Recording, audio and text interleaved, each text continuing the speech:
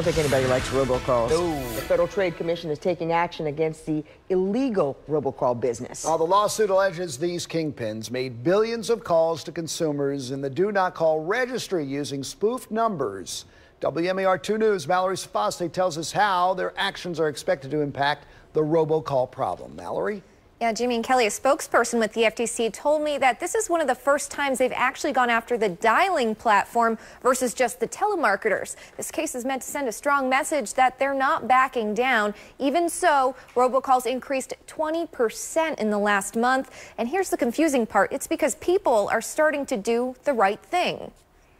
Another new record, 4.1 billion robocalls in May, a 700 million jump over April. The U-Mail robocall index tracks the calls. CEO Alex Quilici likens the increase to people answering their phones less. Imagine you're a pharmacy and you want to call somebody to get insurance approval for their prescription. You used to just call one time, they'd pick it up, it's all good. Now you might call, you don't get through, you went to voicemail, they don't call you back, you call again, you go to voicemail, and the process just repeats. And so the mere fact we're getting so many robocalls is actually, bizarrely enough, leading to even more robocalls.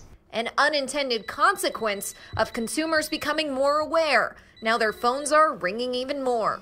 It's probably going to get worse before it gets better, but the more consumers play their part by getting robocall apps and not answering calls and by doing their homework before calling numbers back, the less impact it's going to have on everyone. The FTC wants consumers to know they're doing their part. They recently filed a complaint in federal district court against call centers in TelWeb, the one-stop shop for illegal telemarketers. Over the course of 5 months, the telemarketing platform was used to make 54 million spoofed calls and averaged around 883 million a year. If we can make it very costly for them to initiate these calls and try to scam people, we'll see the numbers come down.